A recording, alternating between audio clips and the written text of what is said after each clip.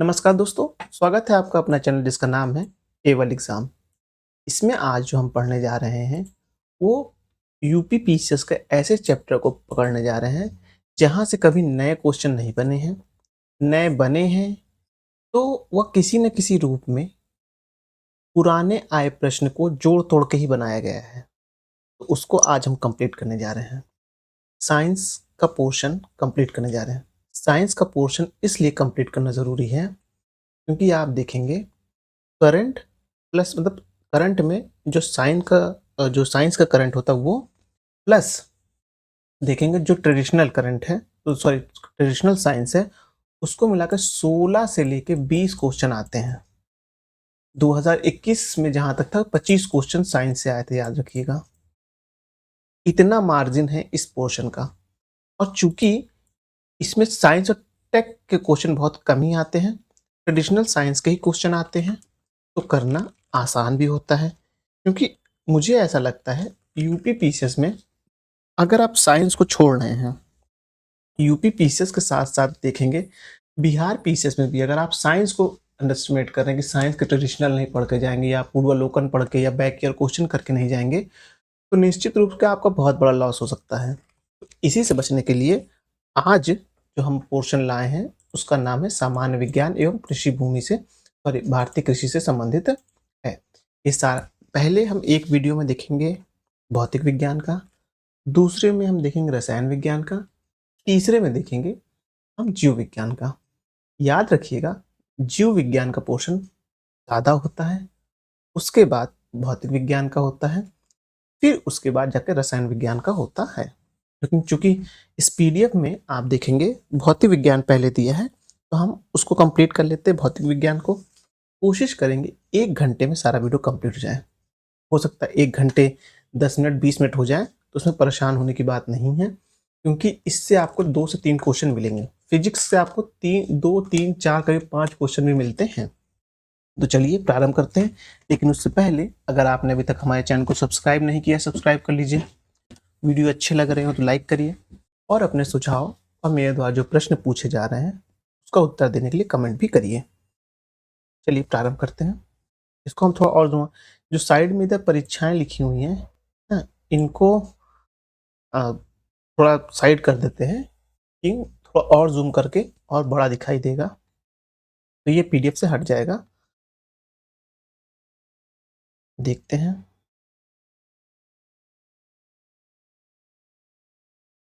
नहीं, अच्छा नहीं आ रहा है इतना, थोड़ा और जूम आउट करना पड़ेगा मुझे लग रहा है। अब सही दिख रहा है। चलिए ठीक है, प्रारंभ करते हैं। अब पहले मात्रक, इकाई एवं भौतिक राशियां देख लेते हैं। सामान्य भौतिक मात्रा की इकाई का प्रतिनिधित्व करता है जूल एवं कैलोरी। विद्युत विभव के संदर्भ में सही कथन है यह एक अदिश राशि है। रीगल मैन स्केल का प्रयोग के घनत्व में मापा जाता है किसका? धुआं का। जब जो मापन के लिए इसका प्रयोग किया जाता है, रीगल मैन स्केल का प्रयोग किया जाता है। अब मात्रक है, हाँ मात्रा है, और एसआई मात्रक जो है वो देखते हैं। दाब का पास्कल होगा, लेंस की क्षमता को डायप्टर में, ऊष्मा का जूल में, और रेडियो एक्टिव पदार्थों की सक्रियता के लिए बेकुरेल का प्रयोग करते हैं। भौतिक राशि है, एसआई मात्रक देख लेते हैं। दाब का पास्कल, शक्ति या बल का न्यूटन, तापक्रम का केल्विन, ऊर्जा का जूल। प्रकाश द्वारा 1 वर्ष में चली गई दूरी को कहते हैं प्रकाश वर्ष। कार्य का मात्रक होता है जूल। तेल का एक बैरल लगभग कितने के बराबर होता है? 159 के बराबर लीटर के बराबर होता है। ये याद रखिएगा, ये रिपीटेड होता है। हम सब प्रश्न ये कई बार आ चुके हैं पेपर में। उसके बाद देखते हैं, चंद्रमा की सतह से एक चट्टान को पृथ्वी पर लाया जाता है तब इसका भार बदल जाएगा परंतु द्रव्यमान वही रहेगा। तो द्रव्यमान नहीं बदलेगा, भार में 1/6 का फर्क आता है, ये आप ध्यान रखिएगा चंद्रमा पे। आगे देखते हैं, सदिश राशि है विस्थापन। माप की वह इकाई जिसको 0.39 से गुणा करने पर इंच प्राप्त होता है वो है सेंटीमीटर। इलेक्ट्रॉन वोल्ट इकाई होती है ऊर्जा की। मेगावाट बिजली के नापने की इकाई को विद्युत उत्पादन कहते हैं। किलोवाट घंटा मात्रक होता है विद्युत ऊर्जा का। 1 किलोवाट घंटा का मापन होता है 3.6 इंटू 10⁶ जूल। ये याद रखिएगा। हवाई जहाज तथा पोतों की गति को नॉट में प्रदर्शित की जाती है। 100 नॉट की गति होगी कितनी होगी? 115 मीली प्रति घंटा के बराबर होगी। अब यंत्र के नाम है और राशियां जो नापे जाते हैं। एनीमोमीटर में वायु की गति, एमीटर में विद्युत धारा, टैकोमीटर में भ्रूमण की गति, पायरोमीटर में उच्च तापमान। वायु की गति नापी जाती है एनीमोमीटर में। किसमें? एनीमोमीटर में वायु की गति मापी जाती है। दूरी की इकाई नहीं है वर्ग मील। उच्च वेग मैक, तरंग दैर्घ्य एंगस्ट्रॉम, दाब पास्कल, ऊर्जा जूल। त्वरण मीटर प्रति सेकंड स्क्वायर। ये स्क्वायर ध्यान रखिएगा, ऑप्शन में जब बनेगा तो पहला ऑप्शन देता है मीटर प्रति सेकंड दे देगा, लेकिन स्क्वायर भी ध्यान रखिएगा। बल का न्यूटन, कृत कार्य का जूल, आवेग का न्यूटन और सेकंड। क्यूसेक जो है वो देखेंगे द्रव प्रवाह की दर है। बाइट कंप्यूटर, रिएक्ट भूकंप की तीव्रता, बार दाब का। तरंग दैर्घ्य जो है वो आप देखेंगे एंगस्ट्रॉम में, ऊर्जा जो है वो जूल में, ध्वनि की तीव्रता डेसिबल में, आवृत्ति हर्ट्ज में। वॉट शक्ति, नॉट समुद्री जहाज की गति, नॉटिकल मील नौ संचालन की दूरी, कैलोरी ऊर्जा। वेक्टर परिणाम है किसका? बल का, ये ध्यान रखिएगा। अब विभिन्न मापक यंत्र देख लेते हैं, मतलब किसी चीज से कैसे मापा जाता है ये। अति सूक्ष्म समय अंतराल यानी नैनो सेकंड से कम यथार्थ नापे जाते हैं परमाणु घड़ी के द्वारा। पायरोमीटर कहा जाता है विकिरण तापमापी को। पाइरेहियोमीटर का प्रयोग होता है सोलर रिएक्शन को मापने के लिए। 1500 डिग्री सेंटीग्रेड के ताप सेंटीग्रेड से अधिक ताप मापने हेतु प्रयोग में लाया जाता है पायरोमीटर। अत्यधिक उच्च ताप को मापने में प्रयोग किया जाता है पायरोमीटर का। वह थर्मोमीटर जो 2000 डिग्री सेंटीग्रेड मापने में उपयुक्त होता है वह है पूर्व विकिरण पायरोमीटर। सोनार अधिकांशतः प्रयोग किया जाता है नौ संचालन में किया जाता है। वायु की आर्द्रता मापने के लिए प्रयोग में लाया जाता है हाइग्रोमीटर। भूकंप की तीव्रता का मापन किया जाता है सिस्मोग्राफ द्वारा। कलाई घड़ियों में प्रदर्शित युक्तियों में एक पॉकेट कैलकुलेटर में प्रयोग होता है द्रव क्रिस्टल। रक्त दाब मापने के यंत्र का नाम है स्फेग्नोमैनोमीटर। डॉक्टर द्वारा प्रयुक्त होने वाले स्टेथोस्कोप जिस सिद्धांत पर कार्य करता है वह है ध्वनि तरंग का अध्यारोहण। एक्सोनोमीटर का प्रयोग होता है पौधे की वृद्धि दर मापने के लिए, याद रखिएगा। पारे का साधारणतः तापमापी यंत्र में प्रयोग किया जाता है क्योंकि इसकी विशेषता क्या है? उच्च संचालन शक्ति। 1 नैनोमीटर बराबर होता है 10⁻⁻9 मीटर, या देखेंगे 10⁻⁻7 सेंटीमीटर होता है। ये दोनों ऑप्शन याद रखिएगा और आरओ में भी प्रश्न आया है। वायु की ऊंचाई नापने के लिए प्रयुक्त होता है एक सेक्सटेंस, मतलब कि वस्तु की ऊंचाई नापने के लिए प्रयोग होता है एक सेक्सटेंस। प्रकाश की तीव्रता नापने के लिए जिस उपकरण का प्रयोग किया जाता है उसे कहते हैं लेक्समीटर। प्रकाश की तीव्रता नापने के लिए जिस उपकरण का प्रयोग करते हैं उसे लेक्समीटर कहते हैं। अब एमीटर में देखेंगे तो आप विद्युत धारा, हाइग्रोमीटर में सापेक्ष आर्द्रता, बैरोमीटर में दाब, स्प्रिंग तुल में भार, स्टेथोस्कोप हृदय की ध्वनि सुनने के लिए, स्फेग्नोमैनोमीटर रक्तचाप मापने के लिए, कैरेटोमीटर सोने की शुद्धता का मापन के लिए, लेक्समीटर प्रकाश की तीव्रता को मापने के लिए, एनीमोमीटर वायु वेग के लिए, सिस्मोग्राफ भूकंप के लिए, बैरोग्राफ वायु दाब मंडली दाब के द्वारा, हाइग्रोमीटर वायुमंडल आर्द्रता के लिए। याद रखिएगा, हाइग्रोमीटर रिपीट कई बार किया है। आमतौर पर समुद्र की गहराई मापी जाती है पैदम में। जो समुद्र की गहराई नापी जाती है किसमें? पैदम में नापी जाती है, ध्यान रखिएगा। झूठ का पता लगाने में पॉलीग्राफी जब सवालों के उत्तर दिए जाते हैं तो वह मापन करता है मस्तिष्क की सक्रियता एवं हृदय गति दर।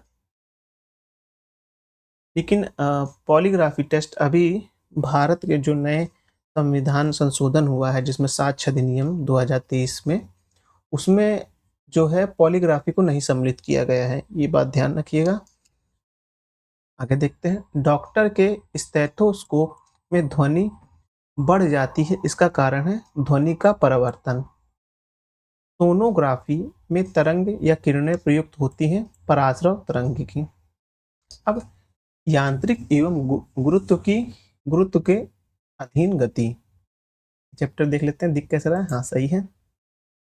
अब है शून्य द्रव्यमान न्यूट्रिनो, भित्रात्मक चार्ज क्वार्क, भित्रात्मक स्प्रिक पोसिट्रॉन, इंटीग्रल स्पिन बोसॉन।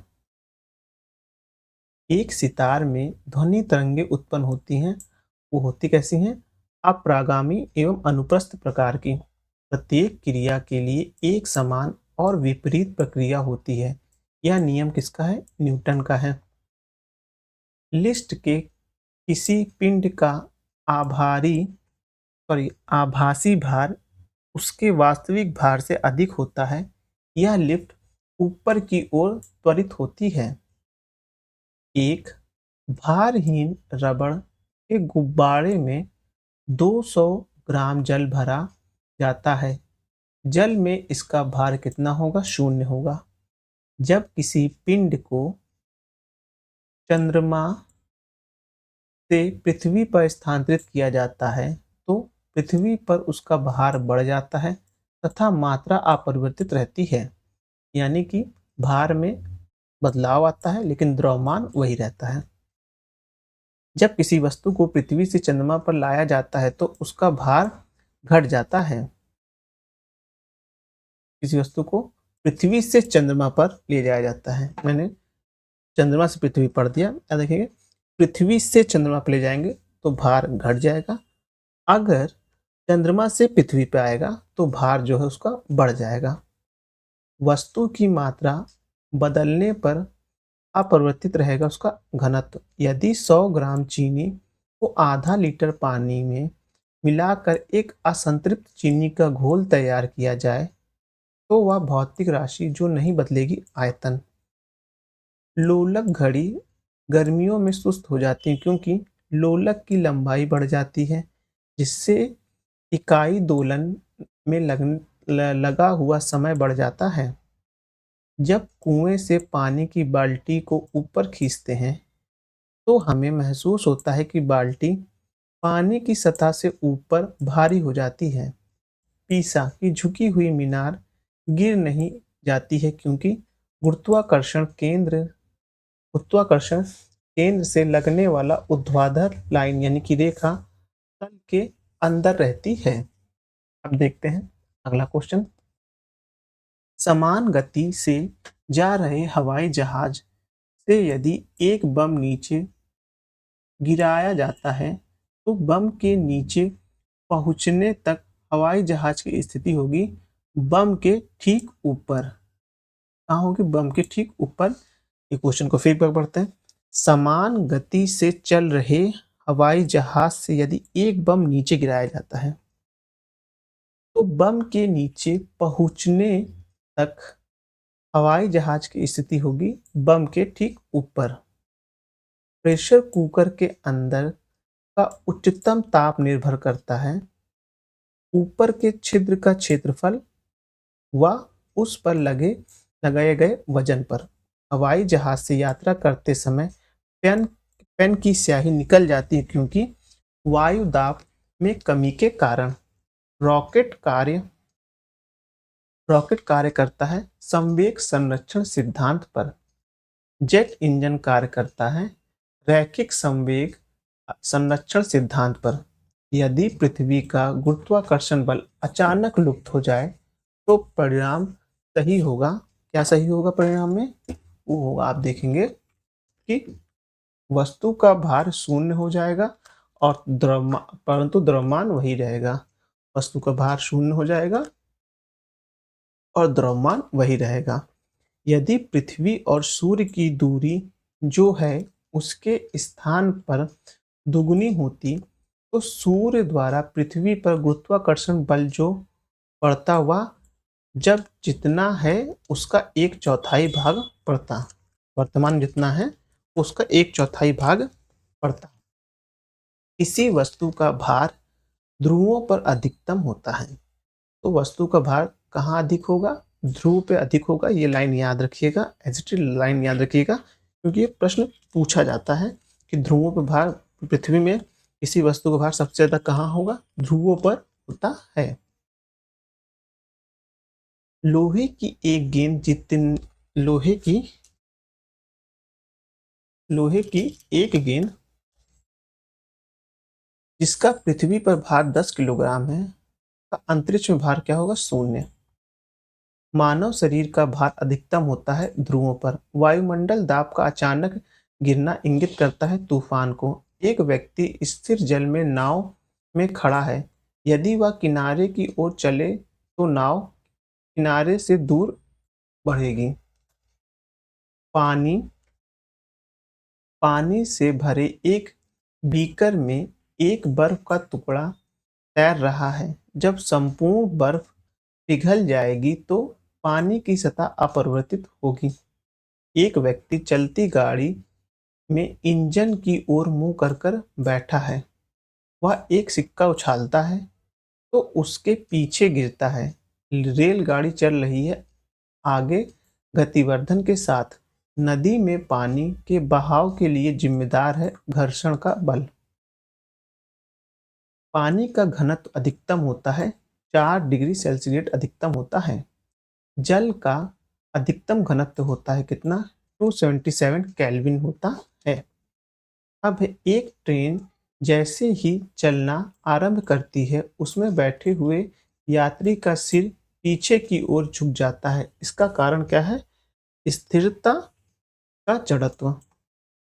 वायु शक्ति में ऊर्जा का वह रूप जो विद्युत ऊर्जा में परिवर्तित होती है वह है गतिज ऊर्जा। समुद्र के प्लावन करते हुए आइसबर्ग का समुद्र की सतह के ऊपर का भाग होता है 1/9। अंतरिक्ष यात्री निर्वात में सीधे खड़े नहीं रह सकते हैं क्योंकि गुरुत्व नहीं होता है। जब एक चलायमान वस्तु का वेग 2 गुना हो जाता है तो उसकी गति ऊर्जा होगी 4 गुना। एक अंतरिक्ष यान में चक्कर लगा रहे एक अंतरिक्ष यान जो चक्कर लगा रहा है से एक सेब छोड़ा जाता है तो वह अंतरिक्ष यान के साथ उसी गति से गतिमान होगा। कलाई घड़ियों में प्रदर्शित युक्तियों में एक पॉकेट कैलकुलेटर में प्रयुक्त होता है द्रव क्रिस्टल। जब एक व्यक्ति उपग्रह में पृथ्वी के चक्कर लगाता है तो उसका द्रव्यमान अपरिवर्तित रहेगा परंतु भार शून्य हो जाता है। अपने कक्ष में एक उपग्रह बराबर पृथ्वी के चक्कर लगा रहा है। वह ऐसा करता है अभिकेंद्री बल के कारण। जब किसी साबुन के बुलबुले को आवेशित किया जाता है तो घटित होता है त्रिज्या बढ़ जाती है। इसी स्थान पर भार का इसी स्थान पर भार का मान परिवर्तित होता है जबकि द्रव्यमान रहता है स्थिर। एक कमजोर मतलब कि दुर्बल बल है जब तक कि अधिक द्रव्यमान प्रयुक्त ना हो गुरुत्वाकर्षण बल। अर्धचालक है सिलिकॉन। साबुन के बुलबुले के अंदर का दाब वायुमंडलीय दाब से अधिक होता है। तेल तेल जल के तल पर फैल जाता है क्योंकि तेल का तल घनत्व पानी से कम है। लोहे की सुई पारे की सतह पर तैरती रहती है पृष्ठ तनाव के कारण।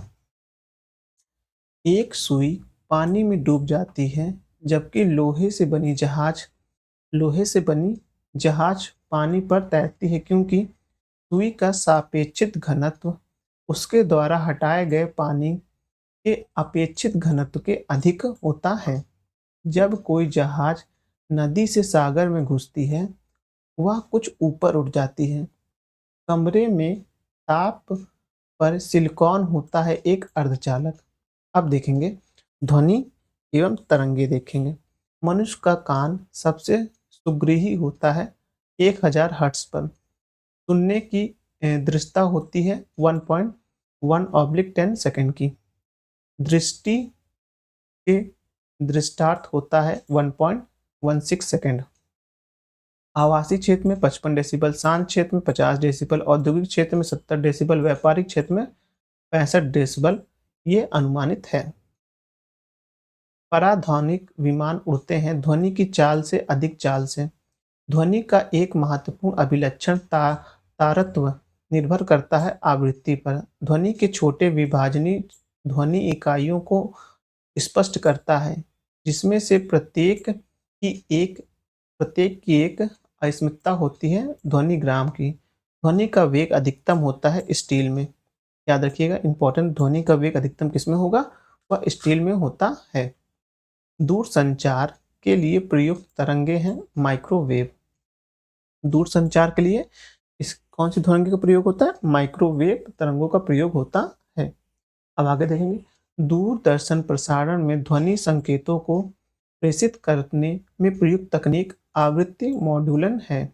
इसी टीवी सेट को चलाने के लिए रिमोट नियंत्रित इकाई द्वारा प्रयोग किया जाता है। अवरक्त व रेडियो तरंगों का उपयोग किया जाता है। ध्वनि हानिकारक ध्वनि प्रदूषण फैलाती है 80 डेसिबल से अधिक की।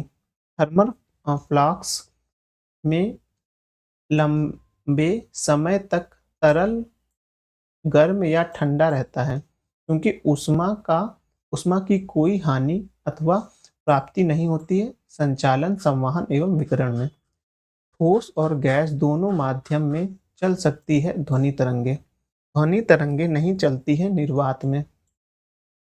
पराश्रव पराश्रव वे ध्वनि हैं जिनकी आवृत्ति होती है 20,000 हर्ट्ज से अधिक। सोनार में हम उपयोग करते हैं पराश्रव तरंगों का।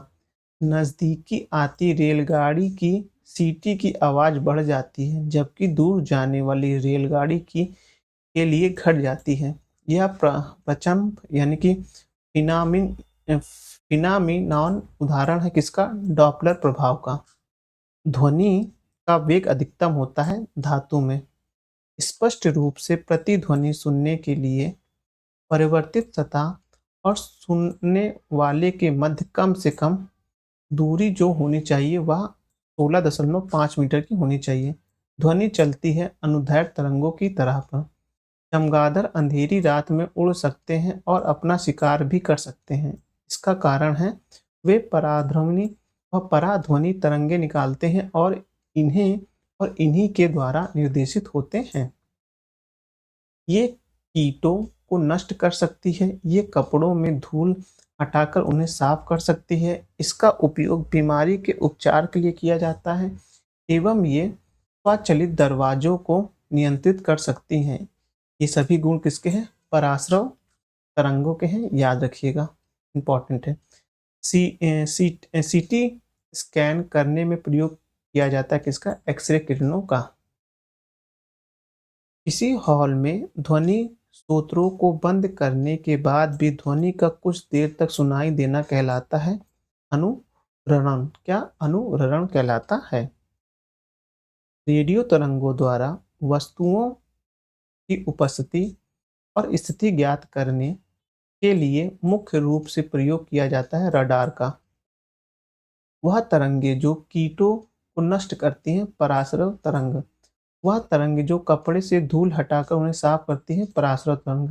वह तरंगें जो बीमारी के उपचार करती हैं और स्वचालित दरवाजों को नियंत्रित करती है, पराश्रव तरंग। तरंगों की लंबाई सर्वाधिक होती है कहाँ? गामा किरणों में होती है। लहरें एक स्थान से दूसरे स्थान को संचालित करती हैं ऊर्जा। प्रेक्षागृह की दीवारों और छत रेशेदार सामग्री जैसे कांच कांच रेशे से आच्छादित करी जाती है, ध्वनि को अवशोषित और प्रतिध्वनि को बचाने हेतु। एक अंतरिक्ष यात्री चंद्रमा की सतह पर अपने सहयात्रियों को सुन नहीं सकता क्योंकि ध्वनि प्रचारित होने का कोई माध्यम नहीं है। अब ऊष्मा एवं ऊष्मागति देख लेते हैं। वाष्पीकरण की दर के घटने पर बढ़ती है आर्द्रता। लघुपथ के समय परिपथ की में विद्युत धारा का माप बहुत अधिक बढ़ जाता है। ऊष्मा इंजनों में से कार्बोरेटर का प्रयोग किया जाता है पेट्रोल इंजन में कार्बोरेटर का प्रयोग किया जाता है। जब ऊष्मा संचालन में कार्बोरेटर का प्रयोग किया जाता है किसमें? वो किया जाता है पेट्रोल इंजन में। विद्युत चुंबकीय विकिरणों के ऊर्जा का आरोही क्रम है गामा, बीटा और अल्फा। ये याद रखिएगा, पहले गामा होगी, फिर बीटा, फिर अल्फा। जब सिले बिस्कुट को थोड़ी देर फ्रिज के अंदर रखा जाता है तो वह कुरकुरे हो जाते हैं क्योंकि फ्रिज के अंदर आर्द्रता कम होती है और इसलिए अतिरिक्त नमी अवशोषित हो जाती है। गीले कपड़े सबसे जल्दी सूखते हैं क्यों? तब जब 20% आर्द्रता हो और 60 डिग्री का तापक्रम हो। रेफ्रिजरेटर में खाद्य पदार्थ ताज़ा रखने हेतु सुरक्षित ताप कितना है? 4 डिग्री का। गर्मियों में सफ़ेद कपड़े पहनना ज़्यादा आरामदेह है क्योंकि वे अपने ऊपर पड़ने वाली सारी ऊष्मा को परावर्तित कर देते हैं। शीतकाल में जब झील की ऊपरी सतह का पानी बर्फ में बदल जाता है, फिर भी जलीय जीव जीवित रहते हैं क्योंकि पानी का घनत्व 4 डिग्री सेल्सियस पर सबसे अधिक होता है, जिससे बर्फ के ऊपर सतह के नीचे पानी रहता है। एक जल का तापमान 9 डिग्री सेल्सियस से गिरकर 3 डिग्री सेल्सियस कर दिया जाता है, तो जल का आयतन पहले घटेगा और बाद में बढ़ जाएगा।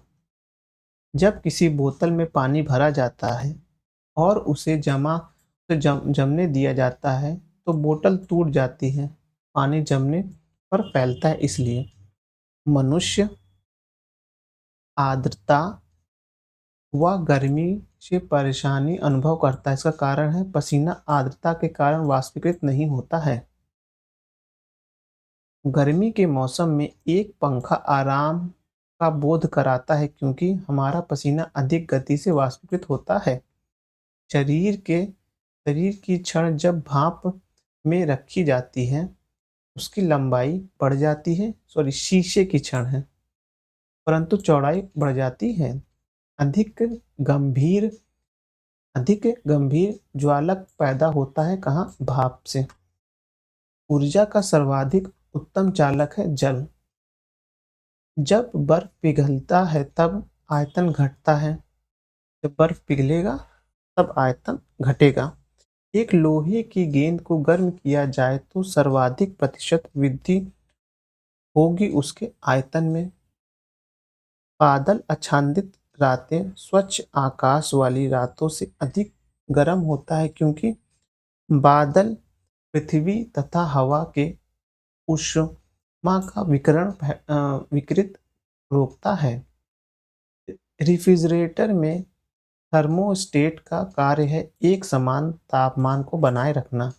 यदि एक चाय के प्याले में चाय को 90 डिग्री से 80 डिग्री तक होने से ठीक 1 मिनट का समय लगता है, तो उसी को 70 से 60 डिग्री तक ठंडा होने में समय लगेगा ठीक 1 मिनट। जल का क्वथनांक कितना होता है आप देखेंगे? 373 केल्विन। मनुष्य शरीर का सामान्य तापमान 310 केल्विन। जल का अधिकतम घनत्व कितना होगा? 277 केल्विन, -40 डिग्री फ़ारेनहाइट 233 केल्विन होगा। यदि एक बंद कमरे में रखे रेफ्रिजरेटर का दरवाजा खुला रखें तो कमरे का तापमान बढ़ जाएगा। देखेंगे, यदि हम एक लोहे के टुकड़े को गर्म करते जाएं तो प्रथम वह हल्का लाल चमकता है, फिर सफेद और सफेद तथा अंत में हो जाता है नारंगी रंग का। वायु कूलर यानी शीतलक अधिक प्रभावी होता है रेगिस्तानी क्षेत्रों में। क्रीम निकालने वाले यंत्र में दूध चर्बी अलग हो जाने का कारण है केंद्र से हट जाने वाला बल। चिड़ियों के उड़ने से न्यूटन का सिद्धांत जो सिद्ध होता है वह है गति का तीसरा नियम। परम शून्य परम शून्य उस तापमान को कह सकते हैं जिस पर किसी गैस की आणविक गति रुक जाती है। किसी किसी बॉडी यानी पदार्थ की गति ऊर्जा होती है उसके संवेग के तापमान में। रेफ्रिजरेटर में थर्मोस्टेट का कार्य होता है, क्या होता है? कार्य होता है एक समान तापमान बनाए रखना। बर्फ के दो ब्लॉक टुकड़े जब आपस में दबाए जाते हैं तो बर्फ का एक ब्लॉक बढ़ जाता है क्योंकि बर्फ का गलनांक दबाव के बढ़ने से घटता है। दो पानी की छोटी बूंदें एक दूसरे में संलिप्त होकर बड़ी बूंद बन जाती हैं। इस प्रक्रिया में ऊर्जा विमुक्त होती है। अब प्रकाश देख लेते हैं, प्रकाश से किस किस से प्रश्न बनते हैं। 1 मिनट रुकिए।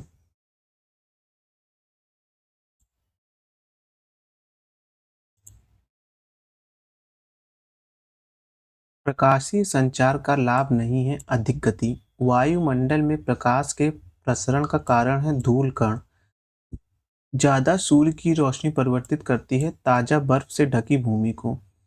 दो एक जैसे बल्ब को प्रकार जोड़ने पर अधिक रोशनी मिलती है समानांतर क्रम में। सौर ऊर्जा को विद्युत ऊर्जा में परिवर्तित करता है फोटोवोल्टाइक कोशिकाओं के द्वारा। मृग तृष्णा का बनना उदाहरण है अधिक आंतरिक परिवर्तन का। एक ब्लैक बॉडी नहीं करता है विकिरण का अपवर्तन। आइंस्टाइन को नोबेल पुरस्कार दिया गया था प्रकाश विद्युत के सिद्धांत के लिए। वह जिसका वेग अधिकतम होगा प्रकाश दूर दृष्टि दोष में प्रतिबिंबित होता है रेटिना के पीछे। प्रकाश को सूर्य से पृथ्वी तक पहुंचने में समय लगता है लगभग 8 मिनट का। हम कमरे में सूर्य का प्रकाश पाते हैं प्रकीर्णन द्वारा। सूर्य के प्रकाश के विक्षेपण के कारण दिखाई पड़ता है इंद्रधनुष। इंद्रधनुष के मध्य में दिखाई देते हैं हरा रंग। सूर्य के प्रकाश में रंगों की संख्या होती है 7। शरीर के अंदर के अंगों को देखने के लिए डॉक्टर का एंडोस्कोप का प्रयोग करता है या आधारित होता है प्रकाश के पूर्ण आंतरिक परिवर्तन सिद्धांत पर। जल के अंदर वायु का बुलबुला व्यवहार करता है अपसारी लेंस के जैसा। एक कटा हुआ हीरा जगमगाहट के साथ चमकता है पूर्ण आंतरिक परिवर्तन के कारण। प्रकाश वोल्टिक सेल होते हैं सौर सेल। मानव की सामान्य स्वस्थ आंखों के लिए स्पष्ट दृष्टि की न्यूनतम दूरी मापी जाती है 25 सेंटीमीटर। कार के पीछे आने वाले आयतन को देखने के लिए प्रयोग होता है उत्तल दर्पण का। प्रकाश के एक बिंदु स्रोत को दो समानांतर समतल दर्पण के मध्य रखने पर प्रतिबिंब बनेगा अनंत। CFL का पूर्ण रूप है क्या है? Compact fluorescent lamp. CFL का मतलब क्या होता है? Compact fluorescent lamp. आकाश का रंग नीला होता है प्रकाश के प्रकीर्णन के कारण वस्तु में प्रकाश में वस्तु दिखाई पड़ती है परावर्तन के कारण। रोगियों के आंत देखने में दंत चिकित्सक द्वारा सॉरी रोगियों की दांत देखने के लिए दंत चिकित्सक द्वारा प्रयुक्त दर्पण को कहते हैं अवतल दर्पण। निकट दृष्टि दोष मायोपिया वाला व्यक्ति देख सकता है नजदीक स्थित वस्तु को स्पष्ट रूप से।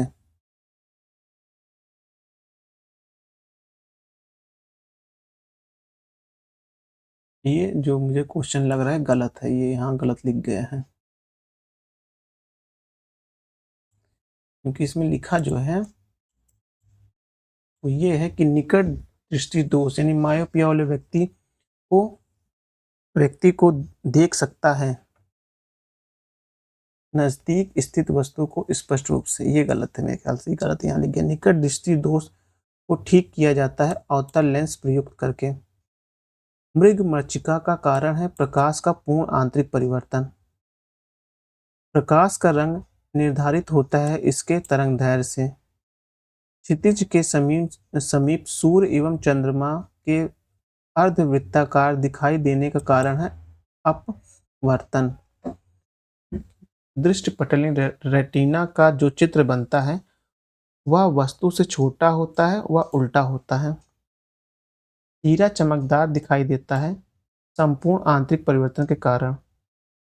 मनुष्य की आंख में प्रकाश तरंग स्नायु उद्वेगों में परिवर्तित होता है अक्षपट रेटिना पर। आंखों में संकेंद्रित होता है लेंस के उत्तल में परिवर्तन द्वारा। मानव आंख दृश्य प्रकाश के लिए तरंगदैर्घ्य के लिए सर्वाधिक सुग्रीव होती है, वह है आप देखेंगे 5500। धूप के चश्मे की पावर होती है 0 डायोप्टर। खतरे के संकेत के लिए लाल प्रकाश का प्रयोग किया जाता है क्योंकि इसका प्रकीर्णन सबसे कम होता है।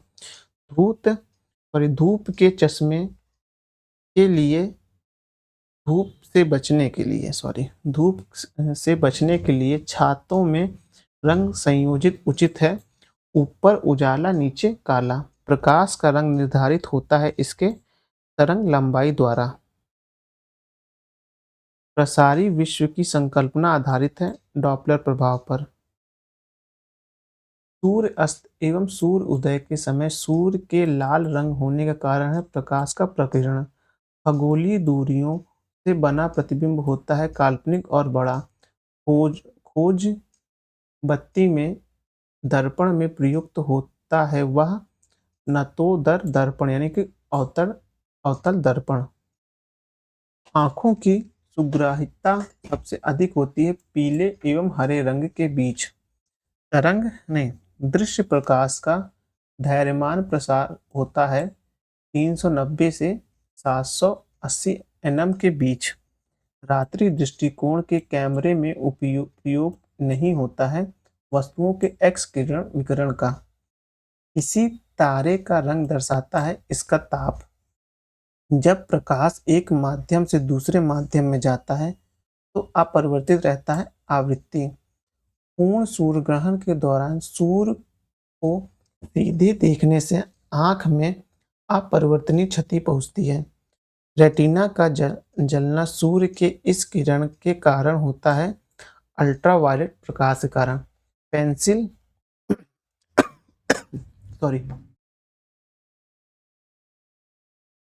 से लिखे एक पिंड को चलते हुए टीवी के पर्दे पर ट्यूबलाइट के समान तेजी से घुमाए उस पिंड के कई प्रतिबिंब हमें दिखलाई पड़ते। इसका कारण है स्ट्रेबोस्कोपी प्रभाव। आंख में अंध बिंदु पर पित्त बिंदु पाए जाते हैं दृष्टिपटल पर। रेटिना पर जो चित्र बनता है वस्तु से छोटा होता है व उल्टा होता है। वैज्ञानिकों ने हाल ही में विश्व का सबसे छोटा प्रकाश बल्ब बनाया है, ग्राफीन की सहायता से बनाया है। किसी व्यक्ति का पूरा प्रतिबिंब देखने के लिए एक समतल दर्पण में न्यूनतम ऊंचाई होनी चाहिए व्यक्ति की ऊंचाई से आधी। एक समतल दर्पण की वक्र त्रिज्या होती है अनंत। प्रकाश का वेग अधिकतम होता है निर्वात में। मानव आँखों की पुतली जिस एल्काइड के अति तनु विलय में फैल जाती है वह है एट्रापिन। प्रकाश सीधी रेखा में चलता प्रतीत होता है क्योंकि प्रकाश का तरंगदैर्घ्य बहुत छोटा होता है। पर्यावरण स्वच्छ रखने की दृष्टि से सर्वोत्तम ऊर्जा स्रोत है सौर सेल। पानी से भरी बर्तन में डुबाई गई क्षण मुड़ी हुई प्रतीत होती है अपवर्तन के कारण। सूर्योदय या सूर्य अस्त के तुरंत पहले सूर्य अंडाकार प्रतीत होता है अपरिवर्तन के प्रभाव के कारण। जब दो समानांतर समतल दर्पणों के मध्य कोई वस्तु रखी जाती है तो बनने वाला प्रतिबिंब की संख्या होती है अनंत।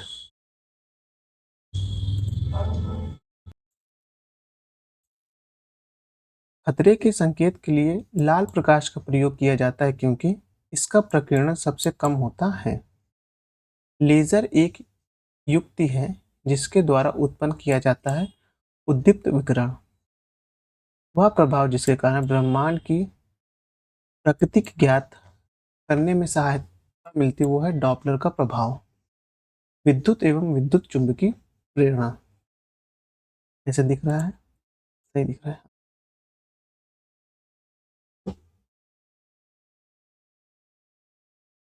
चलिए, विद्युत में स्त्री यानी कि प्रेस हीटर, विद्युत की केतली आदि तत्व एलिमेंट से बने होते किसके? नाइक्रोम के। इसकी अर्धचालकता को गर्म करने से उसका प्रतिरोध घटता है। बिजली का सबसे उत्तम चालक है समुद्री जल। डायनेमो एक युक्ति है जो परिवर्तित करती है यांत्रिक ऊर्जा को विद्युत ऊर्जा में। अर्धचालक है जर्मेनियम है। कम वोल्टेज पर कार्य करने पर विद्युत मोटर प्रायः जल जाते हैं क्योंकि वे अधिक ऊर्जा खींचते हैं जो वोल्टेज के प्रतिलोमानुपाती होता है। 3 पिन बिजली की प्लग में सबसे लंबी पिन को जोड़ा जाता है आधार सिरे से। जब टीवी के स्विच ऑन किया जाता है तो श्रव्य और दृश्य दोनों एक साथ शुरू होता है। ट्रांसफार्मर प्रयुक्त होता है एसी वोल्टेज का उपचयन या अपचयन करने के लिए। प्रत्यावर्ती धारा विभव को ऊंचाई अथवा उपचाई करने के लिए प्रयोग होता है ट्रांसफार्मर का। विद्युत उपकरणों में अर्थ का उपयोग होता है सुरक्षा के लिए। नव आविष्कृत उच्च ताप अतिचालक है सिरेमिक ऑक्साइड का। फ्यूज में प्रयुक्त होने वाली तारों का विशेषण होता है उच्च प्रतिरोधक शक्ति और निम्न गलनांक। ऊष्मा का एक बहुत अच्छा चालक है पारा। किसी अर्धचालक का प्रतिरोध गर्म करने पर घटता है। विद्युत का सबसे अच्छा चालक है चांदी। एक युक्ति जो इलेक्ट्रिकल ऊर्जा को इलेक्ट्रॉनिकल होना चाहिए, ऊर्जा को यांत्रिक ऊर्जा में बदलती है, वह है मोटर। सिलिकॉन एवं जेरेमिनियम है एक अर्धचालक। पंखे में लगे क्या हो रहा है? घर में लगे पंखे, बल्ब, ट्यूब आदि लगे होते हैं समानांतर क्रम में। आपस में जुड़ी दो अवशेषित वस्तुओं के बीच विद्युत धारा नहीं प्रवाहित होती है यदि वे समान विभव पर है। किसी अतिचालक द्वारा प्रयुक्त अधिकतम ताप होता है 133 केल्विन का। ट्रांजिस्टर का एक महत्वपूर्ण भाग है जर्मेनियम। यांत्रिक ऊर्जा को विद्युत ऊर्जा में परिवर्तित करना कार्य है डायनेमो का। फ्यूज में प्रयुक्त होने वाले तार की विशेषता होती है उच्च प्रतिरोध और निम्न गलनांक। डायोड जो प्रकाश उत्सर्जित करता है तब उसमें विद्युत धारा प्रवाहित की जाती है वह होता है लेड का। आप चुंबकीय देख लेते हैं, चुंबकत्व जो है, चुंबक द्वारा आकर्षित नहीं होता है एल्युमिनियम। कुंडली यानी क्लॉन में टर्न्स की संख्या बढ़ाने से चुंबकीय क्षेत्र की संख्या घटती है। यदि किसी चुंबक को बराबर लंबाई के दो टुकड़ों में काट दिया जाता तो दोनों टुकड़े संपूर्ण चुंबक की तरह कार्य करेंगे। स्थायी चुंबक बनता है फेरो चुंबकीय पदार्थ से। अब नाभिकीय देख लेते हैं, नाभिकीय और भौतिकी देख लेते हैं। एक नाभिकीय गुण है रेडियोधर्मिता का। नाभिकीय रिएक्टर में मंदक के रूप में प्रयोग किया जाता है ग्रेफाइट का। न्यूक्लियर रिएक्टर में विमंदक और प्रशीतक दोनों की तरह प्रयुक्त होने वाला पदार्थ है भारी पानी। प्राकृतिक यूरेनियम जिसमें रेडियोधर्मिक यू 235 आइसोटोप का घटक कृत्रिम रूप से बढ़ाया जाता है होता है एक संवर्धित यूरेनियम। सितारों में अक्षय ऊर्जा के स्रोत का कारण है हाइड्रोजन का हीलियम में परिवर्तन। सूर्य की ऊर्जा उत्पन्न होती है नाभिकीय संलयन से। सौर ऊर्जा उत्पन्न होती है नाभिकीय संलयन से। नाभिकीय रिएक्टर और परमाणु बम में अंतर है। नाभिकीय रिएक्टर की श्रृंखला का अभिक्रियान्वयन नियंत्रित होता है। एटम बम के सिद्धांत पर आधारित है नाभिकीय विखंडन। परमाणु बम का कार्यकारी सिद्धांत यूरेनियम का नाभिकीय विखंडन है और हाइड्रोजन बम का कार्य सिद्धांत है ड्यूटेरियम का नाभिकीय संलयन। अनियंत्रित संलयन अभिक्रिया सिद्धांत पर आधारित है हाइड्रोजन बम, जो विखंडन होने वाले पदार्थ को उससे अधिक उत्पन्न करता है जितना वह जलाता है। वह है एक ब्रीडर रिएक्टर। कलपक्कम सुर्खियों में रहा है अपने परमाणु शक्ति परियोजना के कारण। कलपक्कम के फर्स्ट ब्रीड टेस्ट रिएक्टर में शीतलक के रूप में प्रयोग में लाया जा रहा है गलित सोडियम। नाभिकीय ईंधन के प्रयोग में नाभिकीय ईंधन के रूप में प्रयोग नहीं किया जा सकता है कैल्शियम। भारत का परमाणु संयंत्र जो चौथा फोर्थ भूकंपी पेटी में अवस्थित है वो है नरौरा। कहाँ है नरौरा बताइएगा, इस प्रदेश में। भारत का 20वां परमाणु बिजली घर है कैगा, कर्नाटक। जुलाई 2016 तक परमाणु आपूर्तिकर्ता समूह एनएसजी के सदस्य देशों की संख्या कितनी है? 48। जो बहुत अधिक तापक्रम पर कार्य करते हैं एवं साधारणतः उनकी टोकामैक डिजाइन होती है, वे है नाभिकीय संलयन रिएक्टर का। अब विविधि देख लेते हैं क्या है। इसी तत्व का इलेक्ट्रॉन विन्यास 284 है। इस तत्व का नाम सिलिकॉन है। भोजन को संग्रहित करने के डिब्बे की इलेक्ट्रोप्लेटिंग में धातु का प्रयोग किया जाता है एसन का। इटली की भौतिक शास्त्री गुग्लिएल्मो मार्कोनी द्वारा 1890 के दशक में आविष्कार किया गया है रेडियो का। 1919 में जी ब्रॉड शॉ ने ब्रिटेन में आविष्कार किया था स्कूटर का। 1852 ईस्वी में अमेरिका के वैज्ञानिक एलिस ग्रेव ओटिस ने आविष्कार किया था लिफ्ट का। अमोनियम सल्फेट में नाइट्रोजन होता है 20%। विकिरण के लिए आवश्यक नहीं है माध्यम। हिग्स बोसॉन कण का सामान्य नाम है ईश्वरी कण या गॉड पार्टिकल्स। मिट्टी के घड़े में जल ठंडा रहता है वाष्पीकरण के कारण।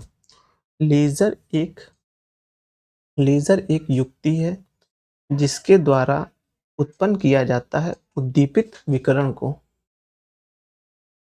स्वचालित कलाई घड़ियों में ऊर्जा मिलती है हमारे हाथ के विभिन्न संचलन से जब अर्धचंद्र होता है तो सूर्य, पृथ्वी तथा चंद्रमा के बीच का कोण 90 डिग्री का होता है।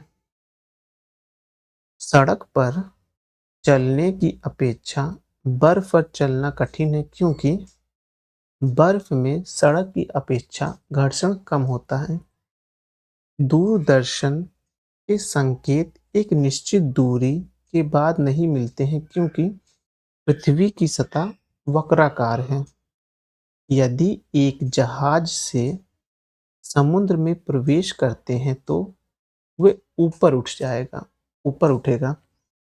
प्रोटीन की विकृति नहीं करता है। अवरक्त किरणें। एक व्यक्ति एक संवेदनशील तराजू पर खड़ा है। यदि वह गहरी सांस अंदर लेता है तो तराजू की रीडिंग बढ़ेगी क्योंकि अतिरिक्त हवा लेगा। भारत में ऊर्जा उत्पादन का सर्वाधिक अंश है ऊष्मीय ऊर्जा का। साधारण टॉर्च सेल के टर्मिनलों को बनाता है जिंक कार्बन। आप आंधी तूफान में कार में यात्रा कर रहे हैं। त्वरित बिजली से स्वयं की रक्षा के लिए आप चुनेंगे कार में रहना। एक्स किरण जो पदार्थ में अधिक दूरी तक प्रवेश कर सकती है क्योंकि कठोर एक्स किरणें। एपीकल्चर मधुमक्खी, सेरीकल्चर शहतूत का वृक्ष, विटीकल्चर अंगूर, पीसीकल्चर मछली। रेनफ्रू यानी कि वर्षा सह कोट और तंबाकू के पदार्थ का वर्षण सह गुण का कारण है उसका पृष्ठ तनाव। बर्फ जमी झील में मछलियां जीवित रहती हैं क्योंकि मछलियां जल के अर्ध स्तर चली जाती हैं जहां पानी 4 डिग्री होता है। हम देखेंगे दूरदर्शन के संकेत एक निश्चित दूरी के बाद नहीं मिलते हैं क्योंकि पृथ्वी का सतह वक्राकार है। पूर्ण रूप से अप्रत्यस्त नहीं है। एक खिड़की द्वारा फुटबॉल को किक करना यानी पूर्ण रूप से अप्रत्यस्त नहीं क्या एक खिलाड़ी द्वारा फुटबॉल को किक करना। अर्धचालकों को प्रतिरोध ताप के बढ़ाए जाने पर बढ़ जाता है। 0 केल्विन ताप पर सिलिकॉन होता है एक कुचालक। इस प्रकार से हमने जो अब ये रसायन विज्ञान यहाँ से स्टार्ट होगा। जितने भी अब तक यूपीपीसीएस यानी कि उत्तर प्रदेश लोक सेवा आयोग द्वारा परीक्षाएं कराई गई थी, जितनी भी परीक्षाएं कराई गई उसमें भौतिकी के सेक्शन से, भौतिक विज्ञान से जितने भी प्रश्न आए हैं वो सब हमने देख लिए हैं। अब हम अपने नेक्स्ट वीडियो में बायो के सेक्शन को टच करेंगे। चलिए वीडियो यही समाप्त करते हैं, लेकिन उससे पहले अगर आपने अभी तक हमारे चैनल को सब्सक्राइब नहीं किया सब्सक्राइब कर लीजिए। वीडियो अच्छे लग रहे तो लाइक करिए, अपने सुझाव देने के लिए कमेंट करिए और हो सके तो यह वीडियो अधिक से अधिक लोग को शेयर करें ताकि सभी लोग इस तरह के जो वन लाइनर फैक्ट वाले क्वेश्चन हैं उनको देख पाए। चलिए वीडियो ये समाप्त करते हैं। धन्यवाद।